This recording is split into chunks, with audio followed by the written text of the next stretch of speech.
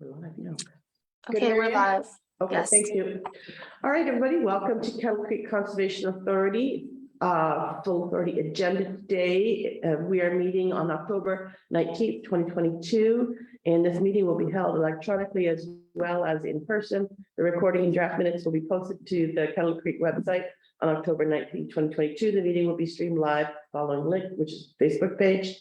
And I now just want to say that the recorded video of the full authority meeting is not considered the official record of that meeting. The official record of the full authority meeting shall consist solely of the minutes approved by the full authority. So welcome to the board. I can see some of you on the screen, but if for some reason I'm missing you, just please speak up. So now I'm going to ask for any declarations of pecuniary interest. Hearing and seeing none, we're going to move now. No hearing board, so moving on to the minutes of the meetings. The first one is September 21st, 2022, full authority meeting. I'd like to, for a recommendation that this meeting be, the minutes be approved. Chair, before we do that, can we do a roll call? Oh, sure, yeah, sorry. Yep. Dennis Kravitz. Here. Dominique Giguère. Here. Steve Harvey. Here. Jim Herbert said regrets. Grant Jones. Here. Bill Mackey. Here. Steve Peters. Here. Elizabeth Pelosa. Believe said regrets as well. Ralph Winfield Yes.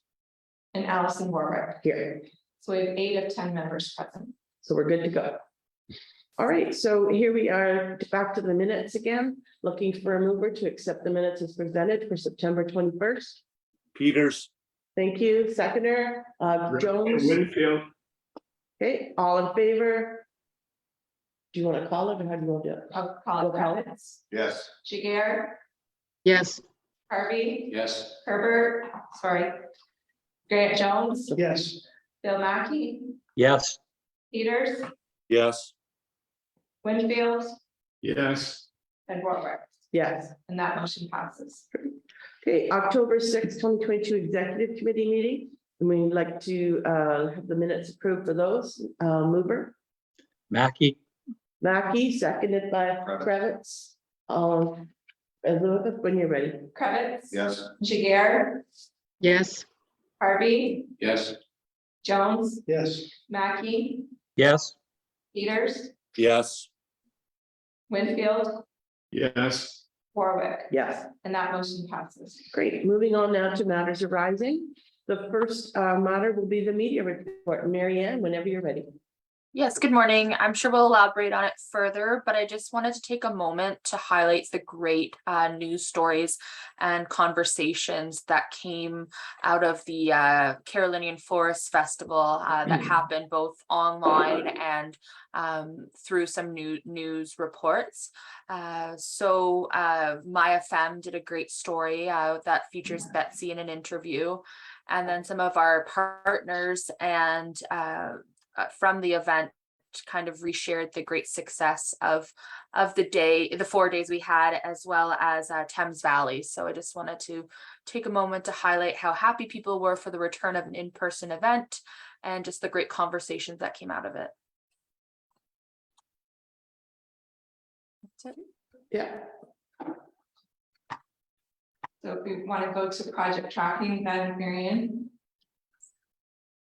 Betsy, is there anything else you want to highlight from the Carolinian Forest Festival? Just it was a great week.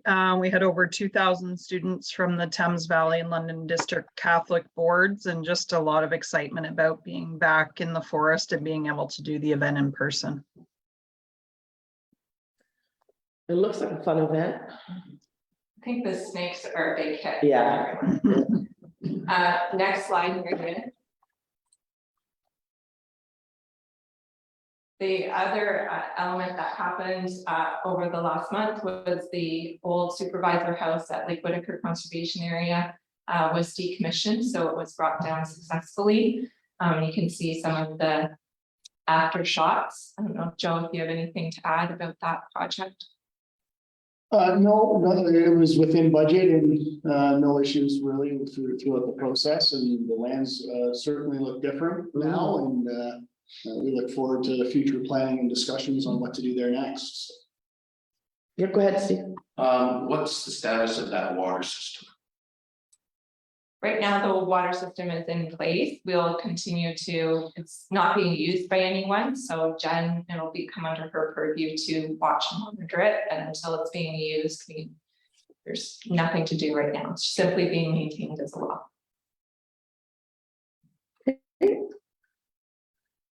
Next slide, Mary Ann. So this was an event held by Betsy again at Lake Margaret. Betsy, if you want to highlight. Yes, thanks. We held this event September 24th on the north shore of Lake Margaret. We planted around 200 shrubs along the shoreline to naturalize some of the areas that have been mowed over the last number of years. And we had about 20 volunteers out to the event. And next slide, Mary Ann. And we'll turn it over for Jen for the October watershed conditions. Thank you, Madam Chair. Just short and sweet for the watershed conditions. Well, it's pretty low throughout the watershed last couple of months, just we haven't had a lot of rain. And it was actually a great time to do our seasonal inspections of our dams, which was completed in the September meeting. Okay. Anything else? No, okay. Well, that lots of good pictures and lots of interesting events. It's always good to see them back in person again. So thank you again for all the communication strategy that we have going. It's seems to be working well. So I do have a recommendation that matters arising A through C be received. Looking for a mover. Jones, seconded by sorry, Harvey, pardon me. And Elizabeth, can you call the vote, please? Kravitz, Yes. Jiguer, Yes. Harvey, Yes. Jones, Yes. Mackey, Yes. Peters, Yes. Winfield, Yes. Warwick, Yes, and that motion passed. thank you. No correspondence, and now moving on to statement of revenues and expenses. So Chair, this is the quarterly report. I think you'll be pleasantly surprised by the revenue brought in by Lake Whitaker and Dalewood.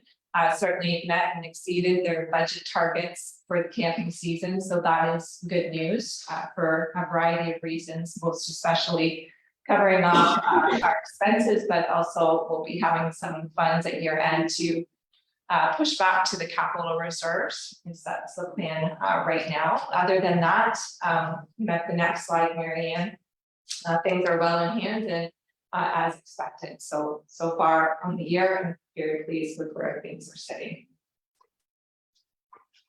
Okay, any questions regarding the revenue and expenses?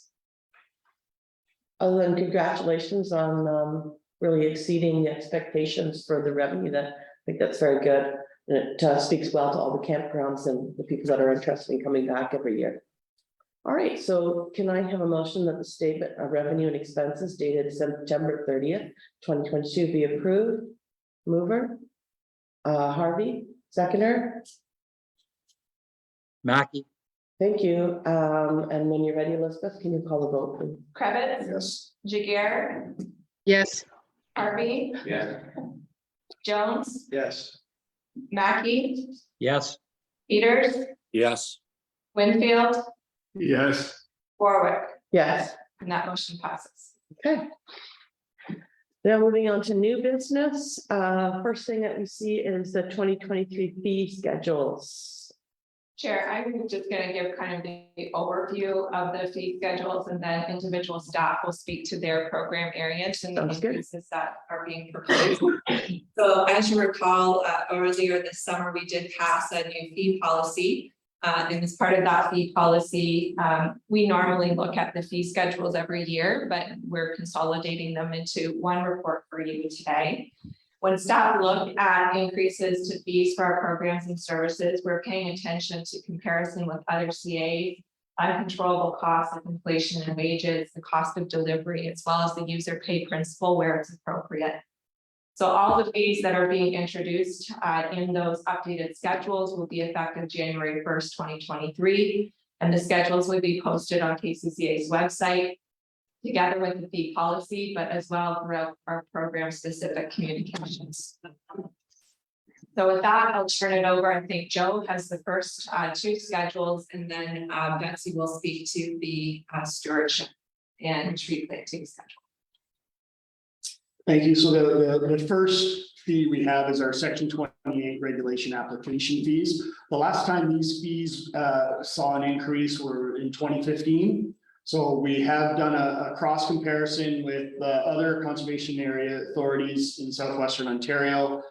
These are again comparisons to their 2022 rates, so it does not factor in any increases they may be looking at for 2023. That's kind of unknown at this stage, but we typically do a same year review. In this case, you can see the yellow column represents our current fees. And at the end, the green column is representing what the average of fees are across comparison with those other CAs. And then the orange is what we are proposing for increases, staying at in the average component, not as the low or the high, but feeling that it's a competitive rate to maintain the program. Or if you want me to keep presenting, or if you have questions per section. Are there any questions regarding this chart that's on the screen currently? No, then go ahead, Joe. And then the next, doing a similar approach that we do with our conservation area campground fees. If I could have the next slide, please. These are the annual fees that are reviewed for nightly and weekly, monthly seasonal camping. This is typically reviewed annually, and there are increases each year. This comparison again is showing our neighboring CA's camping fees. Again, the yellow representing KCA's current fee, the green representing the average, and the orange or red column representing our proposed fee. What I've also done here is highlighted the blue font or the high rates across the board, so you can see that our rates are not at the high rate in comparison to our neighbors, but are relatively in the average range. And again, these are basing it on 2022 rates without consideration of the increases that they may be proposing in 2023. The biggest comparison I'd say is for the 30 amp seasonal, we were going up another $200, which is similar to last year's increase, which is over a 5-month period. So it's like $50, just under $50 a month increase that we're looking at. Great. Okay, any questions about this particular chart? Peters, Yes, go ahead, Steve. how do our, like we have the comparison with the conservation authorities, but how do we compare with say provincial parks, say a Port Burwell or a Rondo or a Pinery? Thank you through you, Madam Chair. I haven't done a detailed comparison with provincial parks. I think they provide a different service or amenities, but I do believe we are under. We're not higher than what the provincial parks are offering. Yep. Anybody? Yeah, Grant, go ahead. Just spent 4 days in provincial park Thanksgiving weekend, and I guarantee you we're quite a bit lower per night. I think it was around $68 a night. Did you hear that, Steve? Okay, yeah. All right, any other questions? No, do you have another? That's it for my report. Okay, so we're gonna wait until we're done, or, yeah. So, Joe, if you want to talk about the other conservation. Yeah, sorry, my apologies. So this, for the hydro rate, so Dalewood Campground, we installed hydro meters approximately 5 years ago, where we monitor the rate and bill the user. This is the first time in the 5 years that we've introduced the hydro rates that our formulas have shown a slight increase of 1 cent per kilowatt hour. So we are proposing a slight increase to the kilowatt hour rate to ensure that we are recovering our costs. A couple other changes that we've done regarding fees is we are no longer refunding hydro balances for returning seasonal. So rather than processing them a refund, we're transferring their balance to their next year's fees. So it saves us on some costs of writing checks or refunding money that we're actually putting it towards their next year's fees. The only ones we'd be refunding are the ones that are leaving and not returning. The other consideration we did is, as part of our new process a few years ago, we eliminated the $200 deposit as being refundable.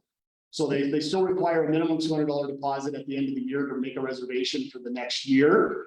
We did get rid of the non-refundable, but we did find that a lot of people that are making a reservation and deciding not to return early the next year, it is causing a lot of staff time, resources to deal with those individuals to get their property off the sites. So we are proposing to reinstate that minimum deposit as non-refundable to cover any administrative costs and staff time involved with them not returning that late in the process.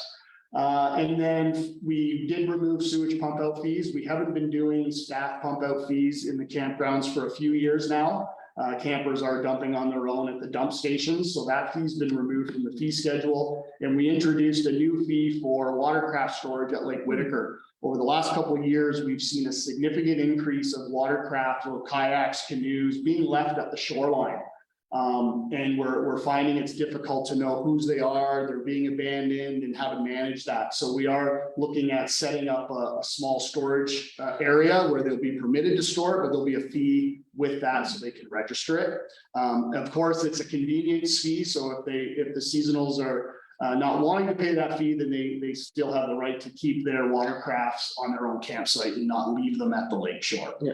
So sorry, I apologize. I overlooked that. Those were some additional changes to the fee schedule as well beyond the increases for the nightly rates. Okay, any questions about this page here?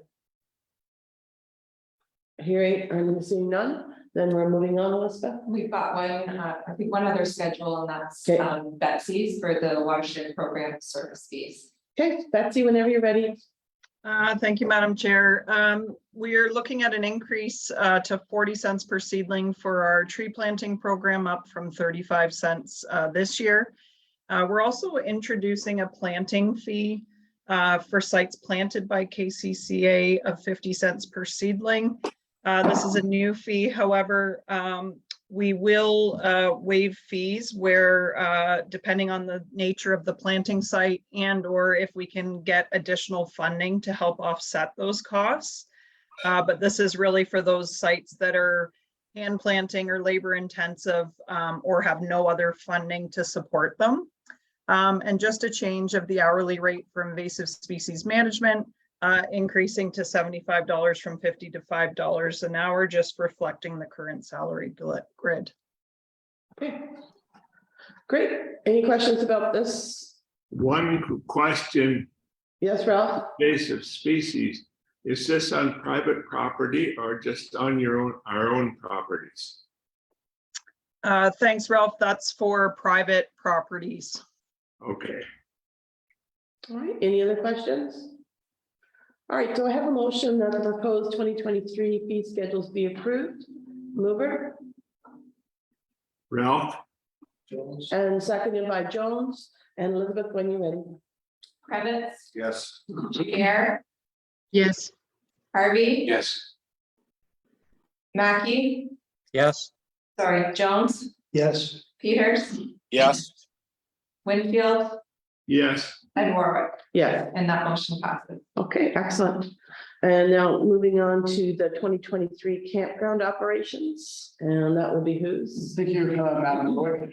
So moving into the campground operations for 2023, recognizing now that all of the COVID health restrictions and those types of public settings have been lifted, staff is planning and budgeting for a full pre-pandemic operations. So that does mean that we'll go back to welcoming the public back into the gatehouse instead of doing the service window on the outside. We'll also be reintroducing visitor services programs, but because of some of the staffing issues we experienced this year, we're going to focus those visitor services events to ones that have minimal staff involvement that can be coordinated and ran without a lot of staff time. We also are anticipating potentially continuing issues with lifeguard availability. So we are planning on a Class B, Class A combined like we did last year, this year. And unfortunately, this year we weren't successful in obtaining lifeguards, which did cause some capacity restrictions for Lake Whitaker. We did get through the season without significant negative comments back from our campers. I think we were able to try and come up with a system that made it work. Obviously, if we can retain lifeguards, that's our priority choice. But again, we are prepared to operate in absence of them if we continue to have those problems. And then in your advanced package, we did forward the updated 2023 seasonal application where we highlighted the updated changes. And the new fees that were shown in the previous report. So we are looking for a motion for the board to receive the campground operations report and approve the changes to the seasonal camping permit application form. Okay, Peters, yep, no, Peters ahead. will move. okay, I thought you had a question, you were so quick there. Okay, so we have a mover, were there any questions before? If not, then I was looking for a seconder.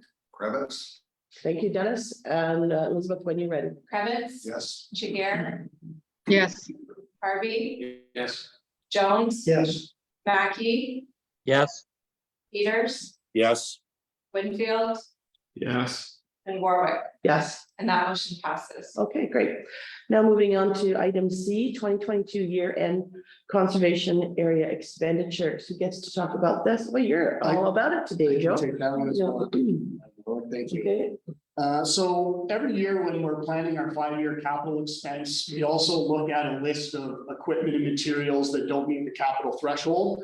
We don't typically put these things into consideration for purchases until we see how the year's been. So if we do have a poor year in the campgrounds, we may defer purchasing these items. But as Elizabeth reported earlier, we did exceed all the revenue areas in the campgrounds. We believe that we can accommodate some additional of these purchases for needs in the campground based on the current situation.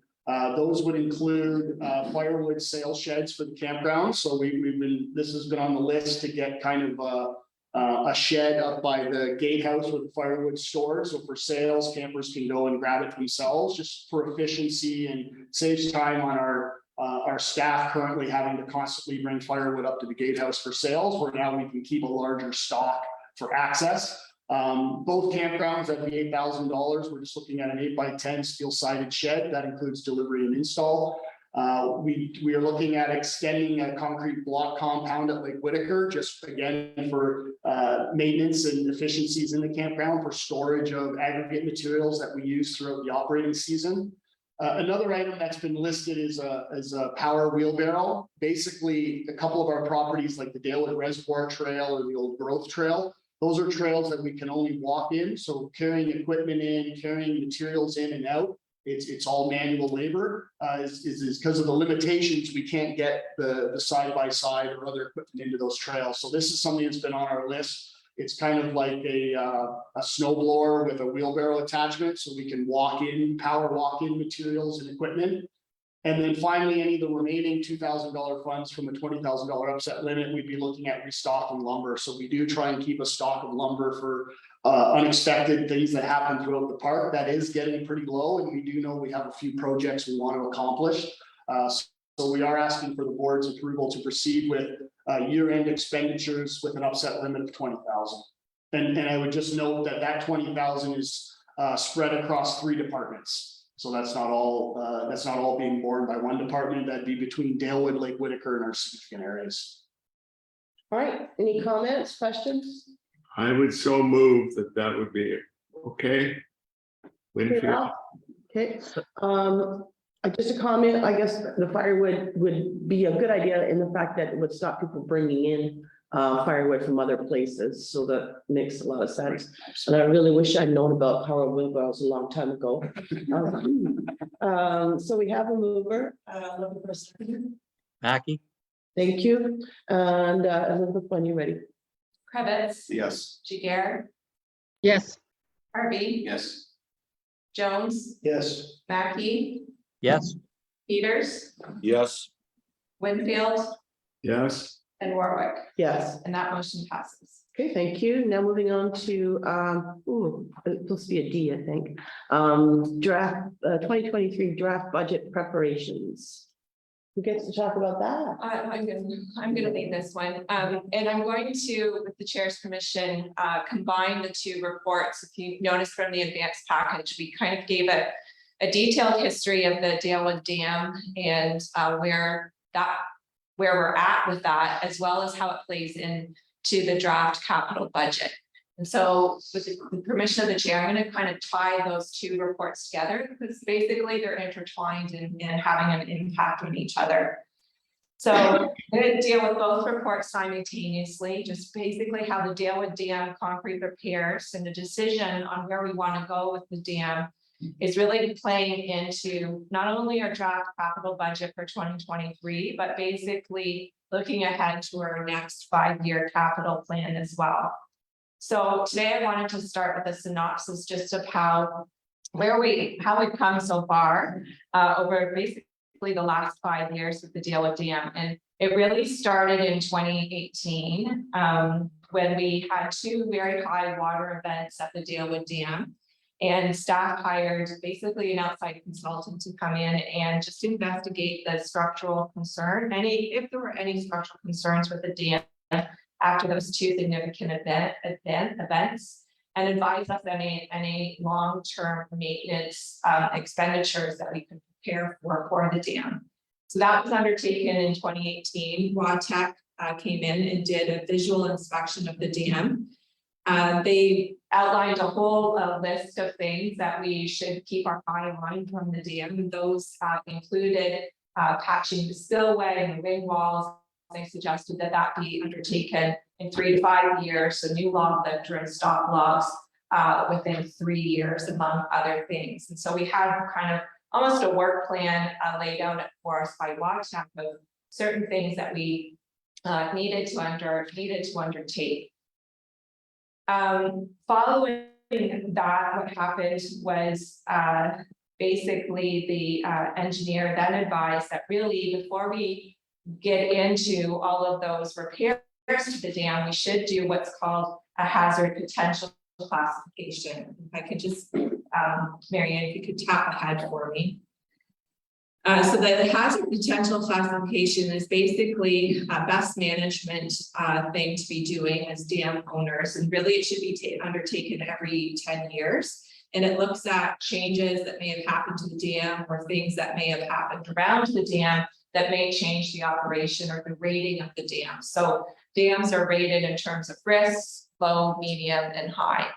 So based on advice that we were getting from engineers, we undertook a hazard potential classification. And that revealed that a complete breach of the spillway is unlikely, but we could top the deck of the dam under certain circumstances. And that we needed to, in order to pass a 100-year flood, all the stop logs needed to be lifted, and that we had inadequate freeboard to meet the 100-year flood. So the good things that came out of the hazard potential classification is we knew the dam was low, so there was low risk to life or property being hurt or damaged if the dam failed. But what we did learn is that there were some things that were basically up to snuff with the dam that we needed to look at. So after following that, if I can have the next slide, then in between 2020 and 2021, we really looked at what was identified in the dam hazard classification. And one of the things, recommendations that came out of the hazard potential classification was, can we modify the dam to then meet the 100-year flood if it wasn't meeting it as it currently stands? And to do that, we took a look at a geotechnical investigation and a structural assessment of the dam. And that concluded that we needed to raise the embankments of the dam about 4.42 meters, but the wing walls cannot tolerate additional pressures. And the recommendations to solve that were 2 solutions. They were expensive, $139,000 for geofoam to raise the embankments, or a $68,000 a solution that would put jersey barriers along the embankments to raise at that 0.43 meters. However, a high level investigation of the structure of the dam in 2020, along with that geotechnical, identified that the wind walls were in fair to poor condition and would require repair in 2 to 5 years. So we had, to do this fix to meet the 100-year flood standard. There was expenses, but we also knew that the structure needed repairs as well. So we basically had to look at things again. We have limited capital funds, and we decided at that point we should really concentrate on structural repairs and operating the dam to meet the freeboard. In the meantime, we did lose a log midway through the pandemic. We had a damaged log that flew apart and wasn't there. So then we had to, we chose to replace the log. It was needed, and the log lifter at that time was replaced. Again, those were both identified in that 2018 WATEC inspection as needing, and then it became an emergency because we had lost the log. So in 2020, 2021, you can see that we replaced the log lifter, the soft logs. We addressed safety concerns, identified a hazard potential classification, did some vegetation removal. And all of the, sorry, if I can just go back to that last slide before we leave it. It was outlined in the advanced report, and I've included it on the slide, the expenses that we've had in each one of these years, and whether or not we were successful in getting WACI funding. So you can see in 2018, 2019, we undertook those things entirely on our own. The geotechnical studies and the log lifters, we were successful in getting 50% WACI funding for those projects. Now we can go to the next slide.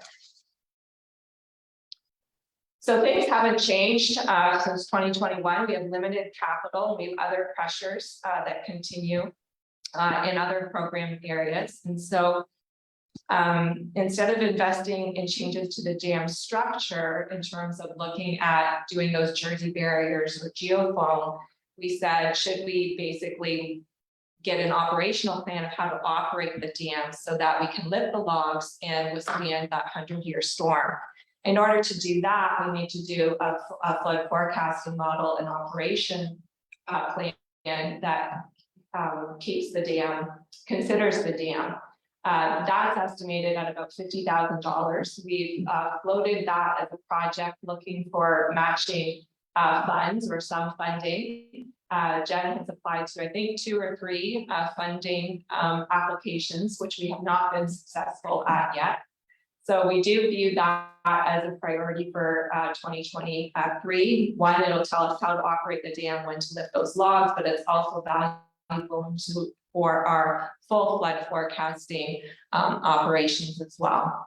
Then we're still faced with the concrete repairs and the structural concerns. And as you remember, we did put an RFP out in 2022 this year, but it wasn't a competitive bid process. We only got 2 bids in, and they were way out of scope in terms of what we were estimating for budget. So in 2022, we did delay both of those projects just to reconsider what we're doing with the dam and better prepare for those concrete expenditures in 2020 and hopefully in 2023. But what happens now is that we know that GD Valley was been contracted over the summer to continue doing monitoring. And if we can go to the next slide, they've done that, and the reports come back. The dam obviously continues to deteriorate. We're not going to get past that. They still consider the spillway as a priority, mainly because it's constantly under water exposure, so that concrete is continuously being exposed to water. We need to continually monitor seasonally until work is completed, and the extent of the work they've estimated now. You can see the updated budgets, 550,000 plus or minus 50%. To do all the concrete repairs as of today. That there's also a $325,000 option that we can scale further down to about 265, based on just doing the work of the spillway, but again, plus or minus. And we will never know the extent of the work that needs to be done in the dam until the work starts. So it's like, I liken it to thinking you're going to renovate a 100-year-old house and you start poking at the walls and suddenly there's a big surprise behind the walls. That's kind of what it would be like with the dam. Until we start scraping at it, we really won't know what lurks behind those damaged areas. The life expectancy on the repairs, any repairs to this point that we do to the dam would be 25 years plus or minus 10 years. And that's only on the repairs that we're doing. So that patch that we do, that patch would last about 25 years. And that's not weighing in the further deterioration of the rest of the structure. So next slide. Decommissioning is always an option. It was discussed back in 1988. They did a full Dalewood Dam assessment study. At that time, we were looking at repairs to the dam itself, and decommissioning came up as an option there. In 1988, it was financially feasible for them to undertake a decommission, but they felt at the time, really, they didn't like the social and recreational impacts because it would basically, the reservoir would be gone. And there is WECI, even today, there is WECI funding available for decommissioning projects. Next slide. So this is where it ties in to, we're looking at least this year, a $550,000 full repair of the dam, or that $325,000 recommendation for some patchwork of just the priority areas. How does that play into the broader capital budget? Well, we're not operating just with that dam. There's other capital pressures that we have to look at. And certainly we have the 5-year capital plan, but more and more what I'm finding is unexpected expenses are coming up, or the expenses that we've estimated in that 5-year plan due to the pandemic and other reasons, the expenses are increasing. One surprise was the Buck Barn. Basically, we've seen noted in some recent safety inspections, there's a crack forming in the eaves and a support beam missing. Undetermined as to when that support beam came out, but we did have it investigated again by an engineer who's suggesting that we do replace the support beam and do some repair to the eaves to maintain the structural integrity of that building. The next slide. Some other costs. So we have the flood forecasting model. We still consider that a priority that we would want to undertake. It will improve our overall flood forecasting as well as give a perspective of how to operate the Dalewood Dam to withstand a 100-year flood.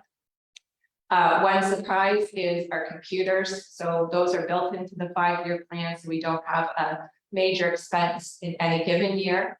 Was already in the budget to replace our server next year. The surprise is Windows 11.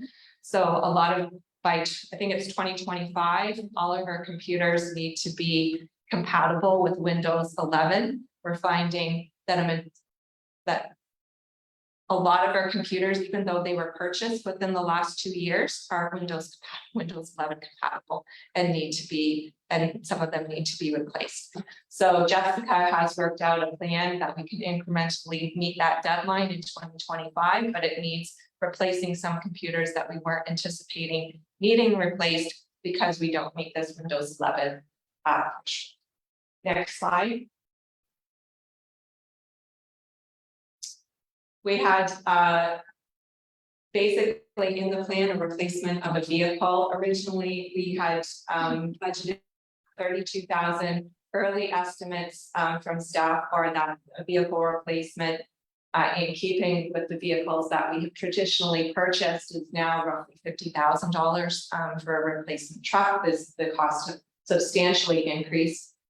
And then we do have repairs for the Kirk Cousins and Dan Patterson hiking trails and parking lots. That one would only be undertaken if we got funding, so you can see the funding dependent on it. And then we always have $10,000 for pooled assets. So that's really paring down what we would consider just bare necessities in terms of our capital. There's no like nice to haves in that. That's to keep us in line so that we don't have a big year of expenses and in keeping with what we've modeled for the 5-year capital plan. So with that, that's, I think the number was 171,000 in terms of capital expenses that we need to do above and beyond what we're considering for the dam. Next slide. So what I know when I model all of that out, what was presented in the advanced package is to undertake the full repairs as outlined by the engineer for the dam is unachievable. $550,000 next year with what we have priorities in 2023, as well as looking at what's coming up in the 5-year capital. A full dam repair is not achievable in 2023. It would break us. Next slide. So what we've presented, I need some guidance to move forward in the capital planning and weighing it in the budget. Marianne, I think you just went ahead one slide. We can go back. Yeah. So basically, in terms of how this all equates into the capital budget, I presented 2 options in the advanced package and prepared to present a third option for your consideration today. So full repair is not achievable. A scaled project in 2023 would be achievable, would definitely impact the capital budgets, but with pushing as much as we can from the revenue of the campgrounds to the capital reserves would certainly help it to even things out over the next 5 years. So this first option would be directing staff to contract GD Valley to undertake the necessary requests for tender documents, oversee the tender process, and release it in January with the ability to scale the works to our available funds. And it would always be contingent on a final approval of the full authority in 2023, and that GD Valley continue to do the quarterly inspections and monitor the dam until the repair work is undertaken. This would also be contingent on us securing WECI funds for the authority to do a $325,000 project completely on its own next year. I wouldn't advise, but if we were able to get 50% WECI funding, it's doable. So that RFT would be contingent on board approval, funding, and final approval of board in January.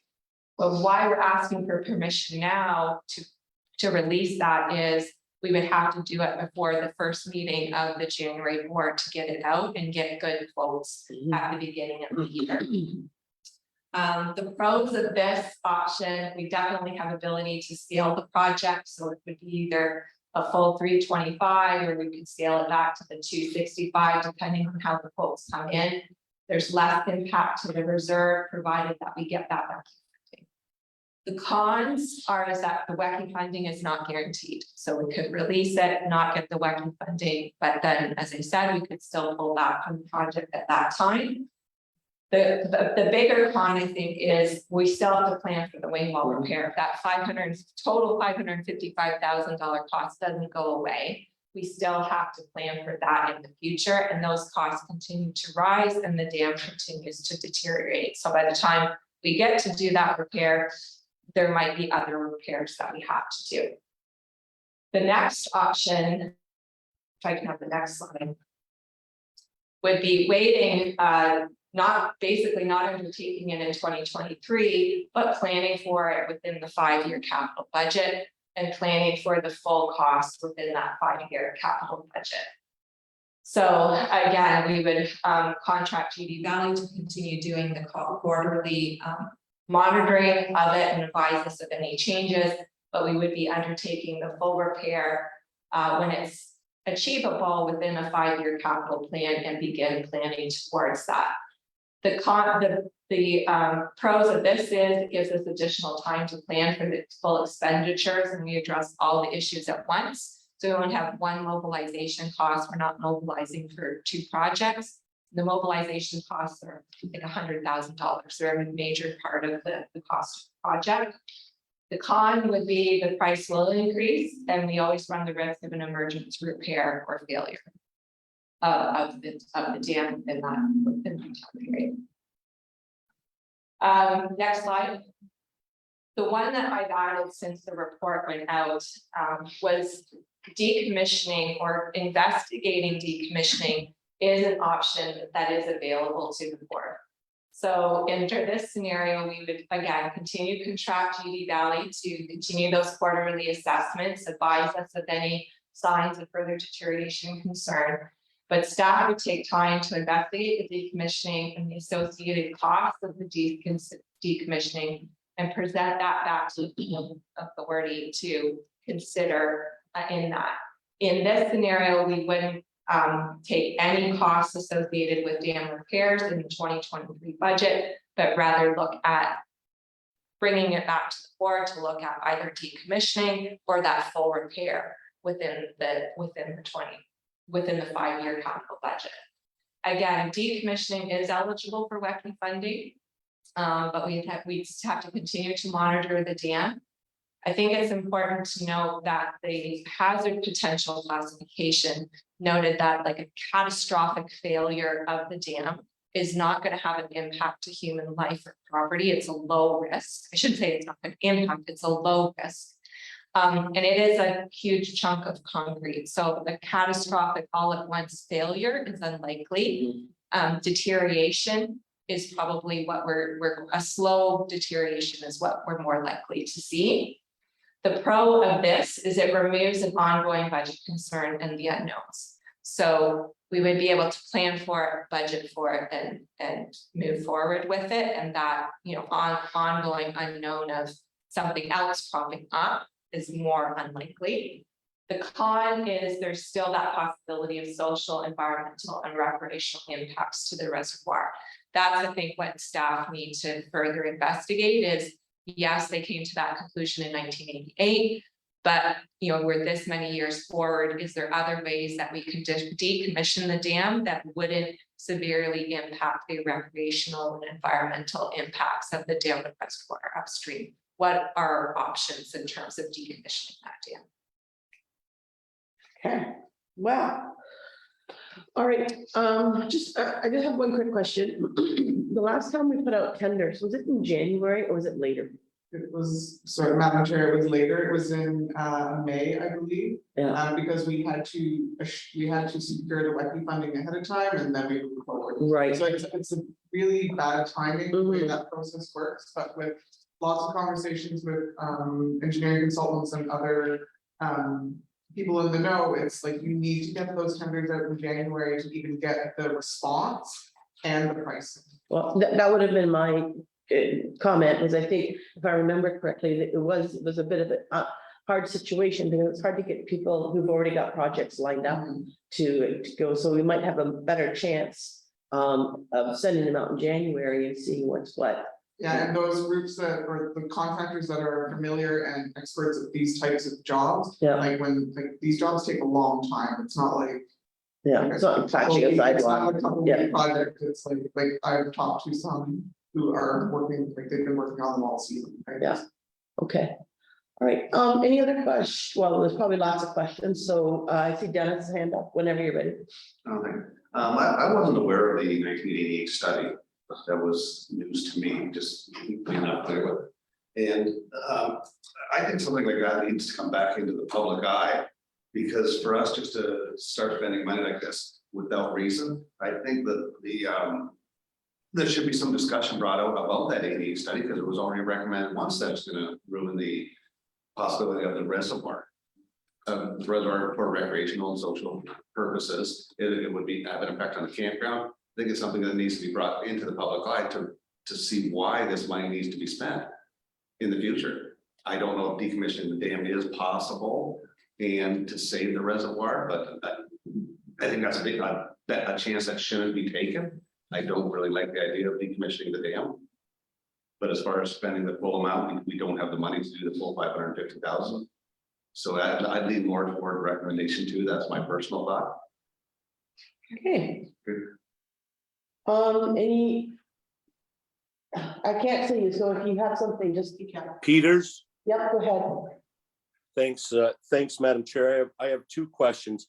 The first one is, we can't be the only authority that has dam issues. Has there ever been an effort made by Conservation Ontario to lobby the government to look at development of some sort of federal provincial infrastructure program similar to what municipalities receive for, roads, sewers, et cetera, has that ever been done on a province-wide basis, Elizabeth? Yeah, Steve, I think what Conservation Ontario would say is that is the WECI program. So Okay. it's the Water Erosion Control Infrastructure project. There's 5 million across the province for that's split between all 36 CAs. And there's quite an in-depth process that they go into in terms of weighting the different projects that come through to that program to split the funds up based on priority. Okay. My second question is, has the option, like, I can remember when the Waterworks Park was decommissioned in the early 1970s, and we turned on the tap to Lake Erie for our drinking water. Either the province or the Conservation Authority at the time, in order to protect infrastructure at Waterworks Park, brought in massive, and I mean massive amounts of armor stone to protect a bend in the creek at sort of the northeast corner of the park. And there has been no erosion there since. Has anybody ever considered bringing in massive amounts of stone and just filling that whole lower wing wall area up with stone and create a natural barrier that, who knows, over time could silt in and become a artificial fish ladder? I know it may sound a little far-fetched, but I just sort of envision just bringing in massive amount of stone and dumping it down in front of the dam. Thoughts? Yeah, Steve, I don't know that that's ever been considered, but I think that would be part of the discussions around a decommissioning. What we do know about any type of decommissioning would not necessarily mean that the whole dam structure would be replaced, but there's options that could be looked at that, maybe it's more of a weir or something like that rather than a functioning dam. And be more natural, that possibly, and staff don't know the answer to this right now, there's possibly a way that we could decommission in a way that we could somehow still keep the reservoir aspect of the dam. That would require more study.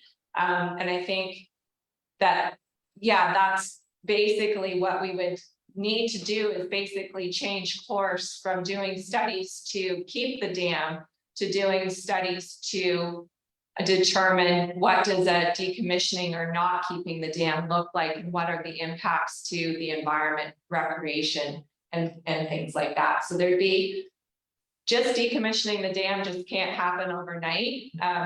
Jen's talked to one authority that's like a 10-year process to decommission a dam, and by the time you get all the environmental studies and things like that done. It might be less, like we don't, we have to do some more investigation into the size of dams and different options that we could look at in terms of decommissioning. But there's possibly options there that we haven't explored because we've been focused more on the repair until we learn how much we're going to be spending on a repair and the life expectancy of that repair. Well, and thanks for that. My final comment would be to sort of dovetail into Dennis, and that perhaps in some way we need to think of a bit of a strategy of getting out in front of this and making the public aware that, look, we've got some really tough decisions that are going to have to be made here, and dusting off that 1988 study and just planting the seed, because I would hate to just see something come out of the blue. I'll leave it at that. Okay, all right. Anybody else would like to, Dominique? Yeah, thank you, Madam Chair. Yeah, I just want to echo what's been said already. It would be nice to, I really appreciate how today we were given several options from a financial perspective, but I also like the notion of looking at the big picture options from decommissioning, from sort of this hybrid perhaps solution to what is being proposed right now, and comparing the really long range costs of, if we do full repairs, for example, are we talking about a 25-year life cycle, or is it an investment over 25 or 50 years, or maybe less? I'm not sure. So to really have all of that information would be useful, and useful to bring to the public as well. Okay, Jones? Thank you, Madam Chair. I agree. I think we need to know the whole picture. We need to understand what decommissioning would look like in its various forms. It's hard to make a decision on $550,000 commitment, which will probably only escalate before we ever get there to 700 maybe. I think we need to see the big picture. I think the public needs to be aware of what we're dealing with here as well. So I know it's another study. Hopefully JD Valley can do that study. We also have a lot of the numbers already. But I think we need to see the big picture first. So I have a question, as far as like decommissioning goes, you've got a 1988 study. Have things changed a lot since? I mean, like the ways of decommissioning dams? I mean, I really don't know anything about it, but. No, and I think Chair, Joe can step in too, but the 1988 study didn't specifically look at decommissioning. They were faced with kind of the same thing that we are today, is that they needed to do repairs to, as I understand, the dam deck. And they looked at the different options that were available to them at that time and the costing. I think the report speaks to about 8 different options that they were looking at. One of those options was decommissioning. And at that time, they, I don't want to say dismissed it, but they didn't consider it because of the social and economical impacts that they felt were there at the time. They chose to invest in repairs to the dam deck. I think knowing at that time that the wing walls probably needed to be looked at that time too, and we're faced with it today. I would say like this is a complicated issue. I think going back to Steve's comment, we're not the only CA facing this. There's a ton of dams throughout the province that are probably in, I might say, worse condition than we're dealing with the dam. We've heard that from various engineers as well. This, it's not, there are worse dams out there. But the philosophy staff have taken is that we want to be good dam managers. I think so far we can show the public that we have been. We've been investigating, looking at it. It's just at this point, the amount of money that we're investing structurally, I wanted the decision to come to the board in terms of making that decision of how do we proceed from here? Because again, we want to be best management practices. We know it's deteriorating. I think we can safely say it's not going to be a catastrophic fail, but it's going to continue to deteriorate. So staff need direction in terms of, are we looking at an expense in 2023?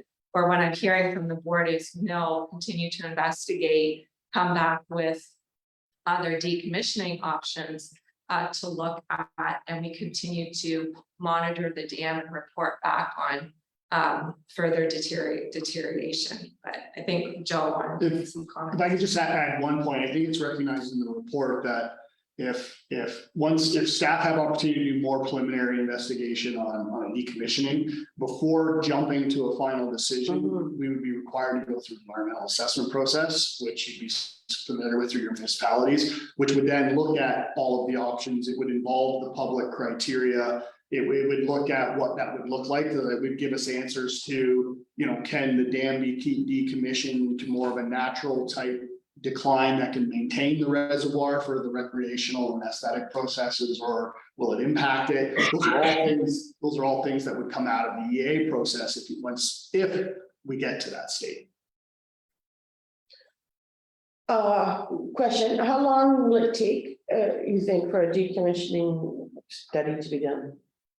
I don't know that we would be looking right now at a decommissioning study. The title of the 88 report was a dam assessment study. Okay, And that's probably more of what I'm hearing the board wants to look at than, you know, that would go through those various options, right? Like repair, this is what you're going to get out, decommission, this is what needs to be done. This is the estimated cost, but if you're looking for a professional study, Jen and I would have to look at, you know, the cost of that and bring that to the board as well. Bill, did you have your hand up? Yeah, just had a question, Madam Chair. The Dalewood Dam, was it originally built for flood control and then recreation spawned out of that? Or was it built for recreation purposes, to create a reservoir for recreation? It was originally built for drinking water. And so the city of St. Thomas originally built it for their drinking water. That's where city of St. Thomas's drinking water came from when they went on the pipeline. Then it came over to the authority. Okay, so is it used now also for flow augmentation to keep the flow going in the low times of the year, or is that not a consideration for that dam? It can be used for. Yeah, it can be used for low flow and I think the recreational component of it is a big recreational component to the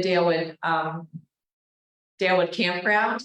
From other studies, we know it's a significant asset in terms of upstream environment as well. Okay, just a couple questions. Thank you. Thank you. Any other questions? Madam Chair, Yes, is there, should we be talking to the city at all about this? At some point down the road, the city is going to have to consider its capacity at its sewage treatment plant. And I know Central Elgin is looking at some options too of what they can do in their sort of Centennial Ave area. And at some point, the city's going to have to do something. And, you know, if there's ever going to be a new waste treatment plant, it's either going to be, in my mind, around Dalewood or south of the city down towards John Wise Line. Either option is going to require the Kettle Creek because we're going to need water flow. You know, is there any merit in talking to the city? Because it's interesting. I remember that 1988 study because I think one of the options in that was doing a combination dam repair and new Dalewood Drive at the time. So it would have sort of killed, maybe the wrong word, but solved two problems at once of a new bridge at Dalewood and repairing the dam. But is the city a player in this? It's certainly the benefiting municipality, it is the benefiting municipality of the dam. So certainly. so for recreational and social purposes, the most benefit comes from people that live in St. Thomas. Okay, so then I want to go back to sort of this will be my last comment question, Madam Chair. So when Elizabeth answered my question about infrastructure dollars and said that had been sort of replaced by, was the WECI funding, is there a backdoor way that the city, and I'm not committing the city, but to ask the city, could the city qualify for infrastructure funds that would be indirectly used to support the dam? I wonder if that would come under development fees if you're looking to improve recreation, whether there be something available St. Thomas that way. Like, I mean, if they're collecting money for growth and using it for recreation, that might be something. Well, we just updated our development charges, and I can tell you there's no fund set aside for dam repair. Yeah, but what about recreation? Yeah, we can certainly explore all of those options. I guess what staff really need today is direction on which, I guess, option of the three, or if there's a fourth one, of how you want staff to proceed at this time. So knowing that there's no, hazard to human life if the worst comes to worst fails. Giving us some extra time to look at the decommissioning, I think for our financial would be the most, palatable to the board. I'm speaking for myself, but I'm wondering what the other opinions are on that. Well, Madam Chair, Dennis? No, sorry, go, I'm gonna let Dennis go and then you go, Steve. I was just going to recommend that if we went with recommendation number 2. With the continuing inspections and then the proposed repairs of the dam, maybe add decommissioning or decommissioning to that proposal at this point. Because by the sounds of it, the decommissioning is a possibility, but I don't know how that will be received by the public at this point. Mary Ann, can you go to the slide 30, please?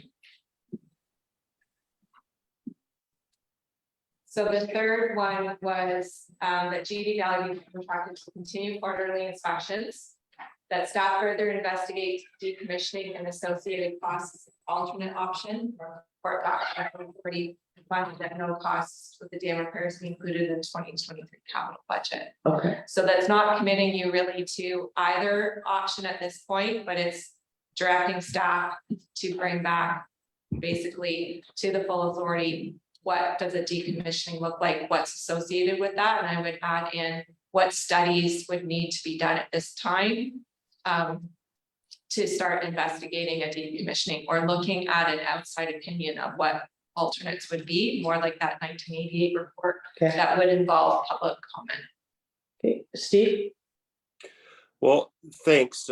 I want to go back to this catastrophic failure. And yes, there may not be any loss of life, but I guess I look at it this way. If there's catastrophic failure of that dam and that dam were to burst, it then takes, it will definitely take out another dam at Waterworks Park, which is, I have watched fall apart for 50 years.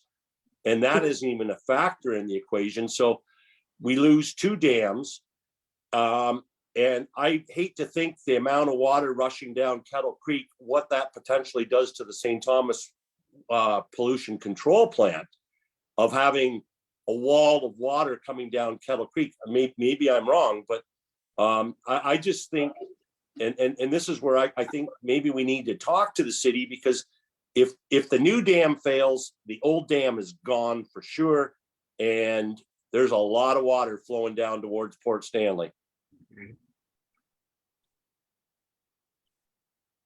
Madam Chair, I agree with Steve wholly. If that dam should fail, it would be a catastrophe. And I think the sooner it can be reworked, the better.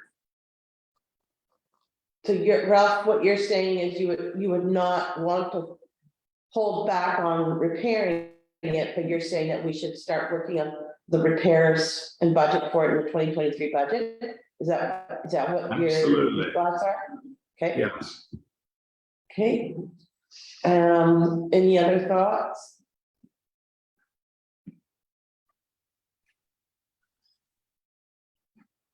Okay, so we've got a couple different items on the table. I don't think we had a motion. Dennis, your motion wasn't really one of the options. It was just conversations. We don't really have a motion on the table. So the decommissioning, you're saying that, we would look at that and then we would come back. And then at that point, the authority could make a decision. How I see the motion on the screen in front is that staff will go back and look at the option of decommissioning as an alternate option Okay, that we're bringing back to the board. Yeah. To consider. What I'm hearing is you don't necessarily want that as a. So can we have more time to investigate the decommissioning Mhm. and bring that back as an alternate option to know what the steps would be towards decommissioning?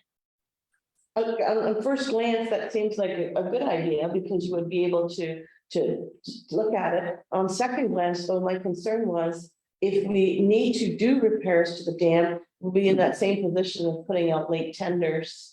Unless we can still put out tenders and look at the decommissioning. Yeah, Sorry, Madam Chair. Yeah. It is, I think it's contingent on funding, final board approval and, because we would bring that information, correct? If we choose this option, it's too late to Yes. like, it's too late to, if we choose decommissioning option that you want staff to Yeah. at least look at that, yeah, we're not looking at tendering in 2023. it'll have to be twenty It would twenty-four. have to be 2020 that we would go Okay. ahead.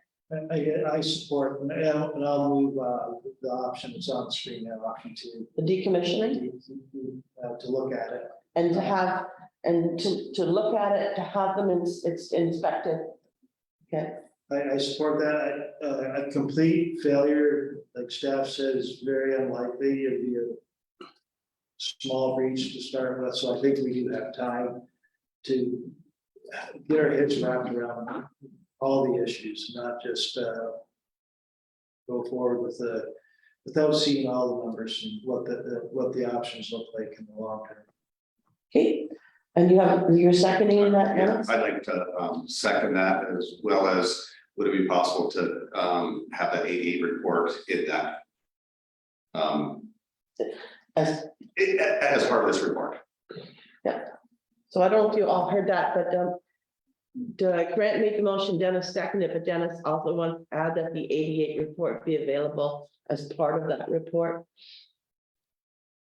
All right, so any other comments or questions?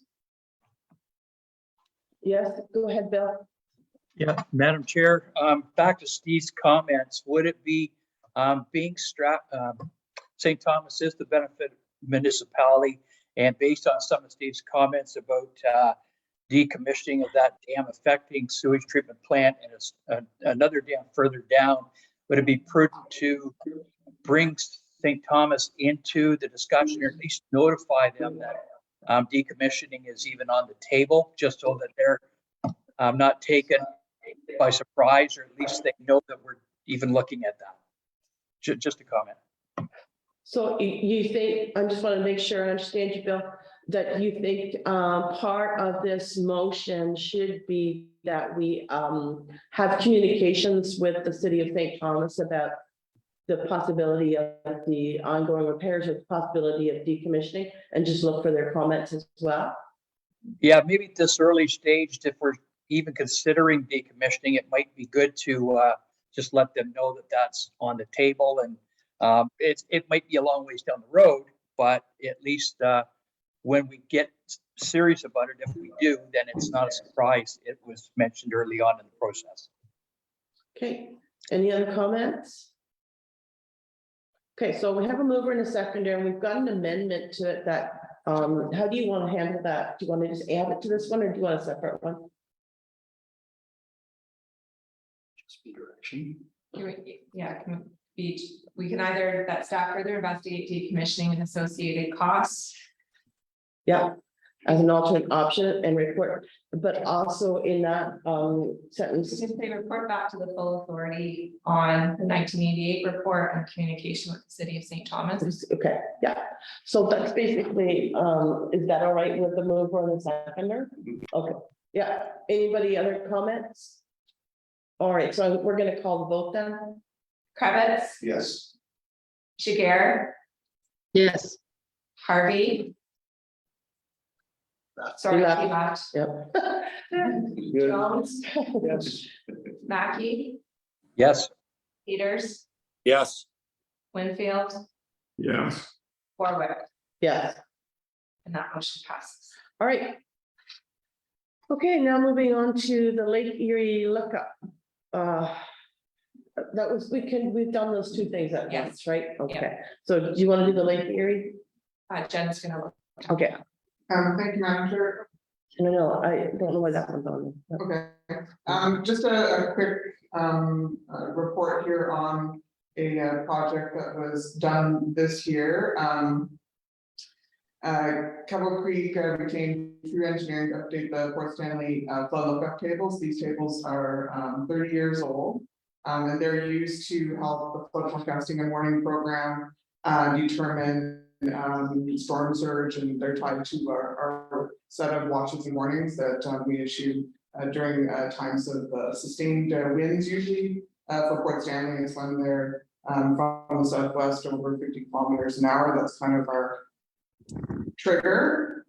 So it was great to be able to update these lookup tables, and True was able to develop a really useful spreadsheet tool that anyone from the office can use with just a very a little bit of information that's brought in, especially now that we have some really good new high quality data that's built into this tool. We have LiDAR, beach bathymetry, and there's the provincial Great Lakes storm surge forecasting model, which is all these great tools that we're able to harness now to be able to do these really good predictions for how things might, how flooding might be affected in Port Stanley.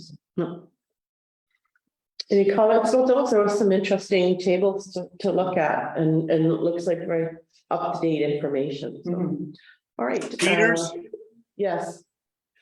Two questions. One is Port Stanley, down by Mackey's, et cetera, seems to be prone to flooding. Is that stormwater issues from within the municipality, or is that as a result of water levels on the lake? Just curious. Who'd like to answer that? Joe, you I have your can hand up. take a crack at that, and Jen can add to it if I miss something. But yeah, the more recent flooding that's experienced on William Street around Mackey's has been a result of storm sewer. Not having the ability to carry the flash flood that comes down, as well. The storm sewer outlet at times is below the static lake level, so that's causing more urban stormwater flooding in those streets, not necessarily caused by wave uprush. And I'm just referring to the more recent flooding events that we've seen in Port Stanley on William Street. Okay. Yeah.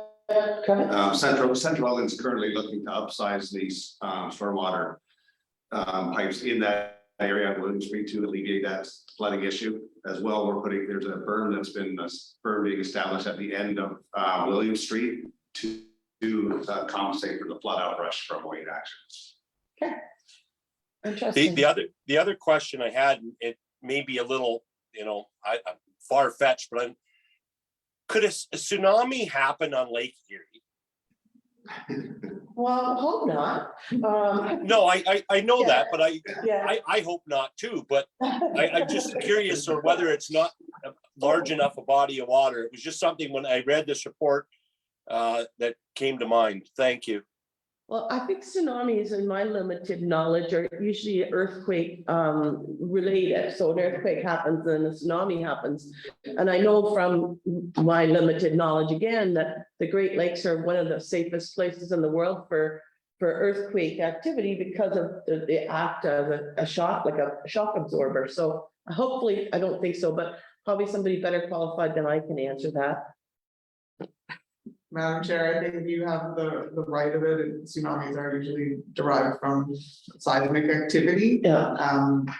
For us, the wave movement in the Great Lakes is wind driven. Mhm. I don't have the knowledge to say that a tsunami couldn't happen, but Yeah. I think it's the wind speeds and direction are what direct the wave uprush onto the shoreline, not. Interesting thought, though. Okay. Madam Chair, it's Dominique. Yes, Dominique. Thank you. Just a couple of questions. So we know when it comes to flooding, communication and timing is everything to our residents. So I was curious if this tool, is it a new tool or is it just an updated tool? That's my first question. Okay. Thank you, Jen?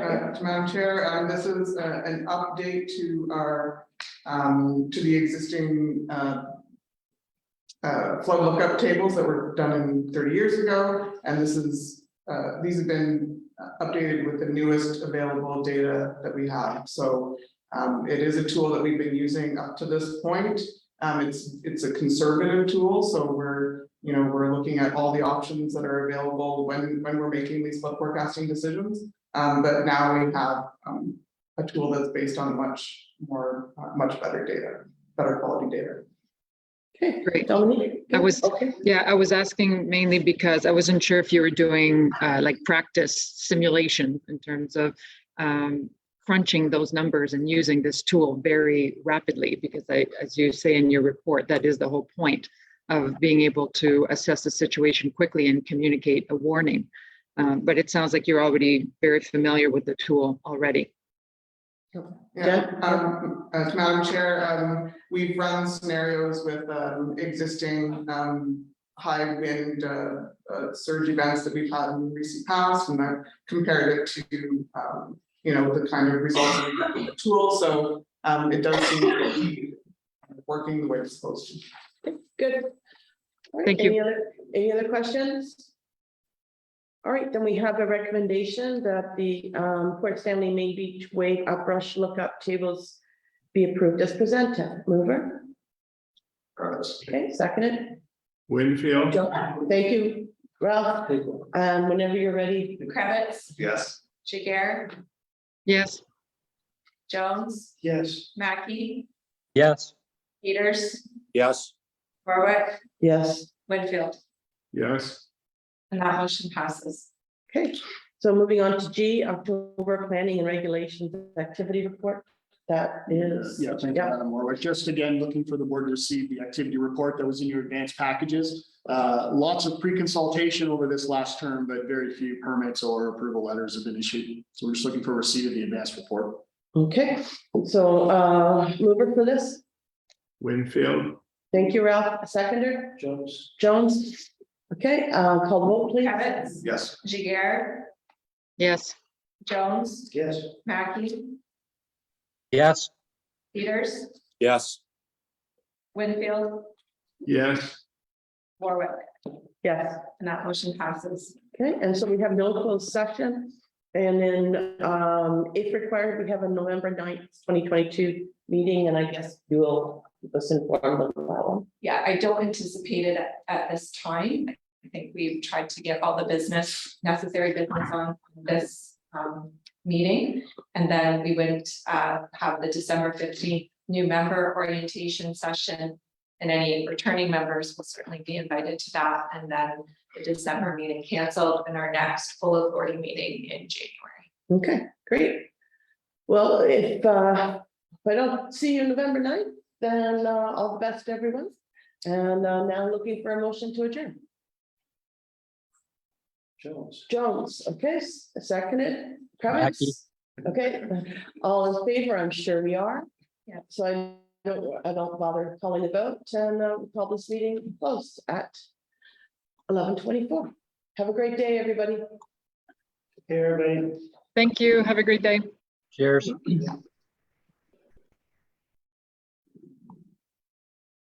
Thank you, Chair.